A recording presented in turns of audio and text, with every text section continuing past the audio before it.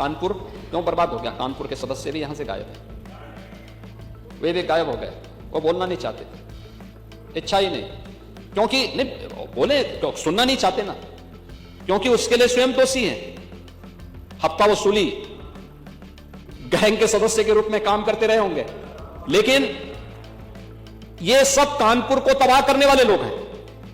पारंपरिक हस्तशिल्प और उद्योग के लिए कोई प्रोत्साहन नहीं। पांडे जी, आप तो इतने बुजुर्ग हैं, इतने वरिष्ठ हैं, और आपने देखा होगा उत्तर प्रदेश सूक्ष्म लघु मध्यम उद्यम का एक क्लस्टर रहा है, हर जनपद में रहा है, हर जनपद में रहा है, बहुत समृद्ध रहा है यूपी से। लेकिन ये हतोत्साहित होकर के एकदम मरणासन हो गया था। और 8 वर्ष में जो हुआ है, 8 वर्ष में 1947 से 2017 तक कुल 14,169 कारखाने प्रदेश के अंदर रजिस्टर्ड थे, 14,169, और आज पिछले 8 वर्ष में 27,295 कारखाने उत्तर प्रदेश के अंदर रजिस्टर्ड हैं। क्या यह निवेश नहीं हुआ है?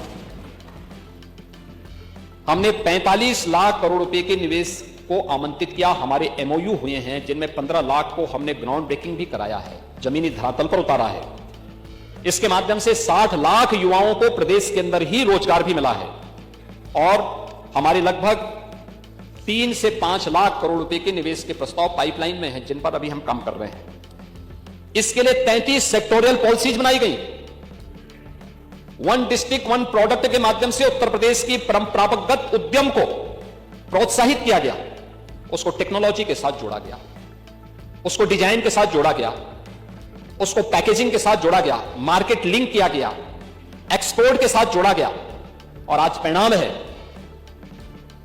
कि जीआई टैग के आधार पर अगर उत्तर प्रदेश को देखेंगे, देश में नंबर 1 पर 77 ऐसे प्रोडक्ट हैं यूपी के अंदर जो यूपी के परंपरागत उद्यम में आते हैं और जिन्हें जीआई टैग मिला है भारत सरकार का, और इसको जीआई टैग के माध्यम से इसने आज देश के और वैश्विक स्तर पर अपनी एक नई पहचान बना रही है। आदरणीय प्रधानमंत्री जी दुनिया के अंदर किसी देश में जाते हैं, उस देश के राष्ट्राध्यक्ष को देश के अंदर की ही बनी हुई और खासतौर पर उत्तर प्रदेश के परंपरागत उद्यम, जिसमें हमारे हस्तशिल्पी, हमारे कारीगर का श्रम लगा है, उसका पसीना बहा है, उसको सम्मान देने का काम करते हैं।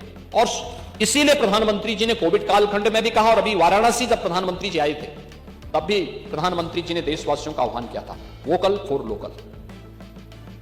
यह हस्तशिल्पी, यहां का पैसा यहीं के हस्तशिल्पियों को प्राप्त हो, यहीं के कारीगरों को प्राप्त हो, समृद्धि के लिए आवश्यक है हम स्वदेशी को अपनाएं। और उस स्वदेशी की आपने क्या स्थिति कर दी थी, क्या स्थिति कहां पहुंचा दिए थे आप? हतोत्साहित थे, हतोत्साहित थे वे सभी लोग, प्लान कर रहे थे, भूखमरी के कगार पर थे।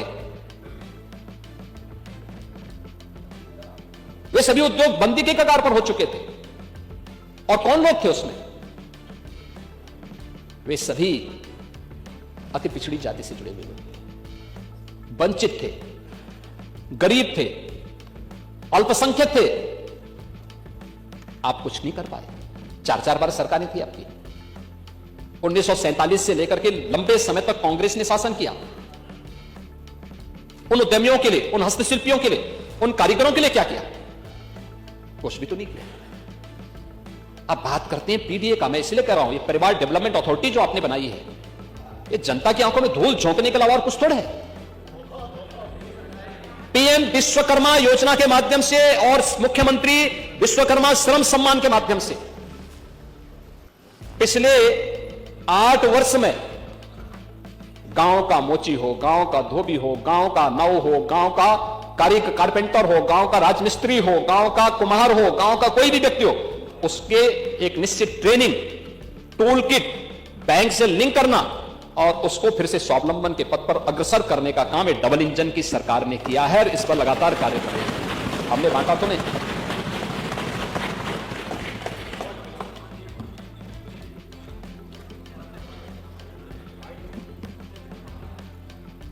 पेंटर को, लोहार को और सारी जातियों को उस समय बांटा गया था। ऐसा नहीं है, लेकिन आपने उसको बड़े पैमाने पर किया होगा, हम लोग तो देखे नहीं। चलिए, धन्यवाद आपको कि आपने कम से कम स्वीकार तो किया। ये उनके जीवन में परिवर्तन करने का आधार बना है। और प्रतीकों का भी सम्मान करती है और अत्याधुनिक विकास पे भी ध्यान देती है। ये सपना आपका सपना ही रहेगा। मुझे, आपका नाम माता प्रसाद पांडे है, लेकिन मैं पंडित श्यामनारायण पांडे की एक पंक्तियों को मैं पढ़ूंगा आपके सामने।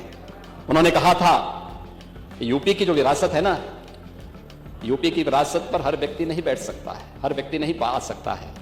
और उन्होंने कहा था कि ये महाकाल का आसन है, इस पर न किसी का शासन है। नित सिसक रहा कमलासन है, यह सिंहासन सिंहासन है। यह सम्मानित अधिराजों से, अर्चित है राज समाजों से, इसके पदरज पोछे जाते भूपों के सिर के ताजों से। इसकी रक्षा के लिए हुई कुर्बानी पर कुर्बानी है, राणा तू इसकी रक्षा कर, यह सिंहासन स्वाभिमानी है। यह विरासत, ये वही विरासत है जो काशी में देखने को मिल रही है। आपको पीड़ा है, मैं जानता हूं। जो अयोध्या में देखने को मिल रही है, आपको पीड़ा है, मैं जानता हूं। जो मां विंध्यवासिनी धाम में देखने को मिल रही है, आपको इससे भी पीड़ा होगी। जो चित्रकूट में देखने को मिल रहा है, आपको इससे भी पीड़ा होगी। क्योंकि ये मथुरा वृंदावन की भी चर्चा नहीं करेंगे, क्योंकि ये तो पहले 16 में ही बोल चुके थे कि हम लोग दुर्योधन का स्मारक बनाएंगे।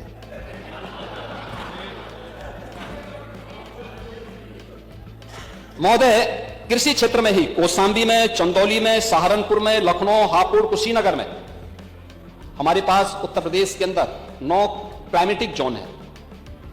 इन सब में हमारे पास 89 यानी 89 कृषि विज्ञान केंद्र हैं। इन कृषि विज्ञान केंद्र में हर एक जो क्लाइमेटिक जोन है उसमें एक सेंटर ऑफ एक्सीलेंस विकसित करने के लिए कृषि विभाग से कहा गया और उस पर तेजी के साथ काम भी आगे बढ़ चुका है। और कुशीनगर में महात्मा बुद्ध के नाम पर ही कृषि और प्रौद्योगिकी विश्वविद्यालय के निर्माण कार्य को आगे बढ़ा चुके हैं।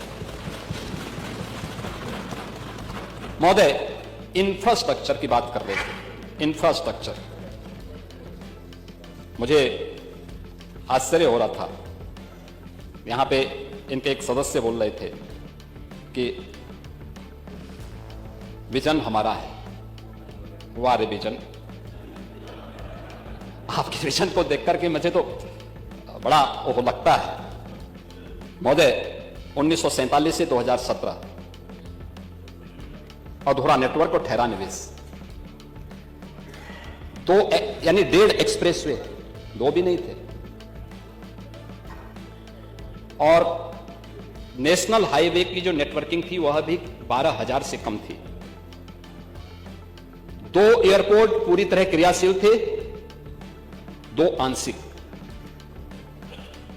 औद्योगिक दृष्टि से कनेक्टिविटी की, इसके विस्तार की कोई भी नीति नहीं थी। और 2017 से 25 के बीच जल की भी, थल की भी और नभ की भी बेहतरीन कनेक्टिविटी। आज आप देख सकते हैं प्रदेश के अंदर हम लोग 22 एक्सप्रेस वे पे काम कर रहे हैं। आपके जो सज्जन बोल रहे थे कि सबसे बड़ा एक्सप्रेसवे देश का गंगा एक्सप्रेसवे बनने जा रहा है। गंगा एक्सप्रेसवे मेरठ से प्रयागराज के बीच। अब ये सदस्य मेरठ से ही आते हैं। उनको मेरठ की विरासत पर भी भारत माता के महान सपूत, महान क्रांतिकारी धन सिंह कोतवाल की विरासत पर भी गौरव की अनुभूति नहीं, उन पर भी गौरव की अनुभूति नहीं करते। उसी मेरठ को 12 लेन के एक्सप्रेसवे के साथ इस डबल इंजन की सरकार ने जोड़ा। नहीं तो मेरठ से दिल्ली की दूरी आपने 4 घंटे की हुई थी, आज 45 मिनट में इस दूरी को आप पूरा कर सकते हैं। रैपिड रेल, देश की पहली रैपिड रेल, दिल्ली से मेरठ के बीच दूरी 40 मिनट।